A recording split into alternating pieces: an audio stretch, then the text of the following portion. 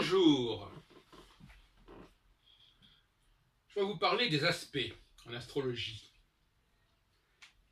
Pour moi, il n'y a que deux aspects. L'aspect de conjonction et ce qu'on pourrait appeler l'aspect d'opposition, mais moi je préfère l'appeler l'aspect d'élongation. En effet, dans un système cyclique, il y a deux temps, et deux temps seulement qui soient réellement remarquables.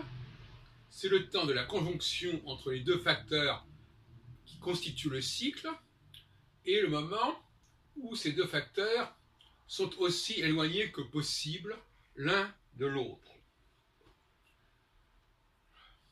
Maintenant, moi je travaille sur un système à quatre facteurs fixes que j'appelle le cadran stellaire.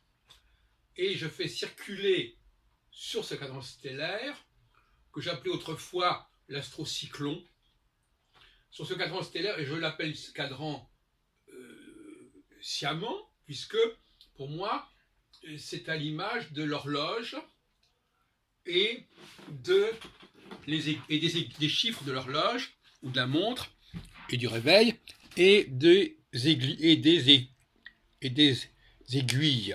La petite aiguille correspondant plutôt à la Lune, et la grande aiguille au Soleil. Mais moi, je travaille essentiellement sur la notion d'une seule aiguille, qui est celle de Saturne.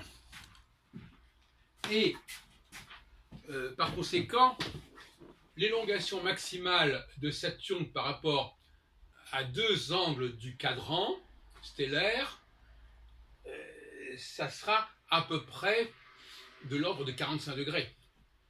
Quand Saturne est à 45 degrés de deux des angles du cadran stellaire, eh bien, il y a ce qu'on peut appeler une sorte d'opposition, et moi j'appelle ça une élongation sur le modèle de ce qu'on dit de Mercure et de Vénus, élongation maximale de Vénus de 48 degrés par rapport au Soleil, et après il est obligé de se rapprocher, élongation maximale de Mercure de 28 degrés, etc. Donc, vous avez compris que pour moi, tous les autres aspects ne font guère sens.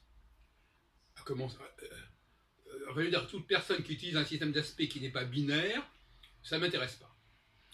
Maintenant, les aspects bons et mauvais dont abusent les astrologues, parce que c'est encore tout à fait évident que pour beaucoup d'astrologues, la seule forme de prévision qu'ils aient, c'est est-ce qu'il y a des bons ou des mauvais aspects. Ça va un peu plus loin. C'est la montagne qui accouche d'une souris. Il vous faut des tas de trucs là-dedans, mais à la fin du compte, on regarde si c'est bon ou mauvais. Hein?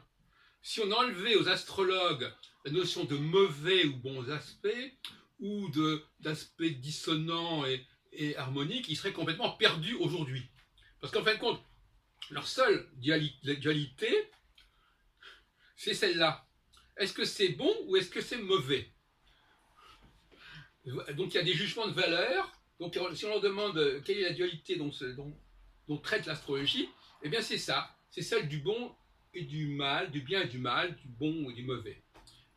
Voilà. C'est ça la vérité de la pratique astrologique actuelle. C'est le degré zéro de la philosophie. C'est une sorte de manichéisme avec les bonnes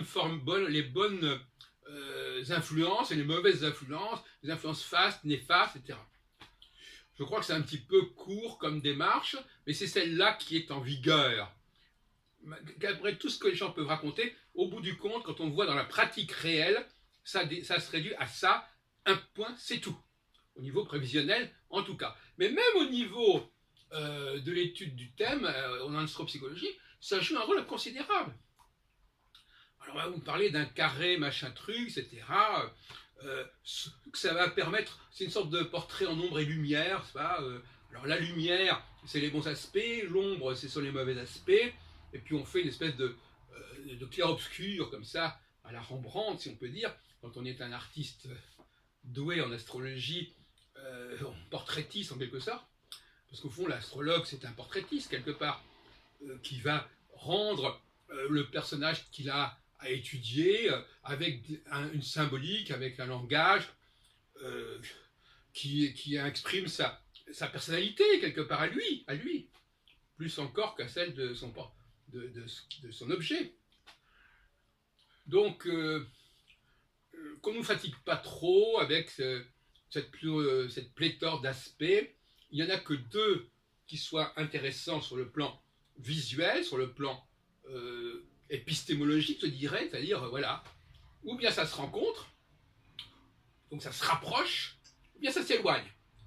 Et ça s'éloigne, c'est-à-dire que le facteur A s'émancipe, se libère de l'emprise des facteurs B. Quand il y a la conjonction, le facteur A tombe sous la domination, le joug du facteur B, et inversement. Alors là aussi, il faudrait savoir, et c'est là qu'il y a tout le problème, quel est le facteur A et quel est le facteur B. C'est ça tout le problème, malheureusement, n'est-ce pas? Parce que quand vous avez deux planètes, il n'y a pas de A et B. Il y a deux facteurs qui sont équivalents. Alors on va les appeler, ils auront un nom, ils auront le nom de la planète Jupiter ou Saturne, mais il n'y aura pas de A et B, à moins de dire que la planète la plus lente est A et la plus rapide est B, et que B donc s'éloigne de A ou se rapproche de A, peut-être, alors à ce moment-là il faudrait peut-être le dire, ça n'a peut-être pas été dit clairement, mais moi je travaille sur les étoiles et les planètes, donc l'étoile c'est l'élément fixe, et donc c'est bien l'élément A, et la planète c'est bien l'élément B qui se rapproche et qui s'éloigne, c'est pas l'étoile qui se rapproche de la planète, c'est la planète qui se rapproche de l'étoile.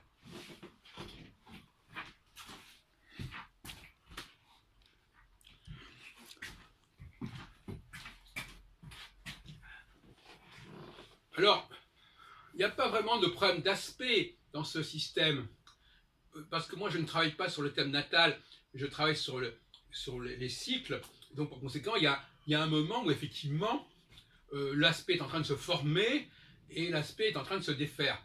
Ce qu'a parfaitement compris d'ailleurs Roger Eke à sa façon, c'est-à-dire qu'il étudie le thème de manière dynamique, il étudie le thème mais toujours en disant voilà, l'aspect va se former dans tant d'années, d'après un code qui est celui des directions primaires à la sauce ACB, bon, astrochronobiologie. Donc effectivement, il a une vision dynamique du thème qui permet de lire le thème en le situant dans le temps, en disant voilà, tel facteur qui est telle configuration qui est en gestation, qui est en train de se faire, eh bien elle se fera dans 2 ans, dans 3 ans, ou dans 3 ans et 3 mois, etc. C'était la philosophie, effectivement, des gens comme Gouchon dans les années 60, 50, 60 et avant. Parce que le dictionnaire de Gouchon, il date des années 30, mais enfin, Gouchon, il a continué à être très présent dans le milieu astrologique jusqu'à sa mort au milieu des années 60, donc je l'ai bien connu. Quand je dis les milieu 60, je veux dire plutôt à la fin des années 60, et même au début, excusez-moi, je fais un lapsus, puisque Gouchon allait encore à nos colloques dans les années 75-76, donc 40 ans après son dictionnaire astrologique. Donc il avait une longévité remarquable.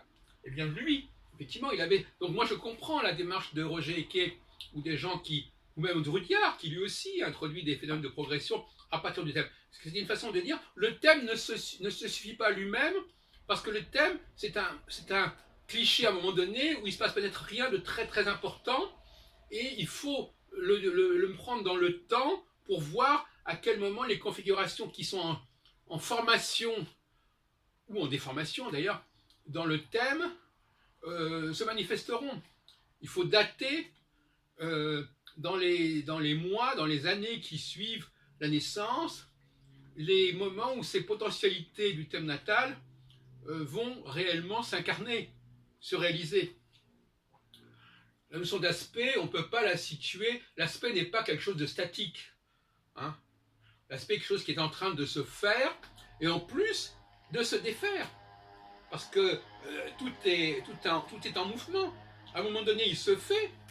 Peut-être, oui, en effet. Mais à un autre moment, il se défait. Donc un astrologue qui doit faire des prévisions, déontologiquement, il doit annoncer à la fois le moment où l'aspect va se faire, mais aussi le moment où l'aspect va se défaire. Selon cette logique que j'ai abordée tout à l'heure, à savoir, il se fait, si on veut, lors de la conjonction entre les deux facteurs, et il se défait lorsque ces deux facteurs se séparent au maximum. Bon, donc c'est comme ça que je vois les choses, voilà. J'espère que vous en prendrez de la graine.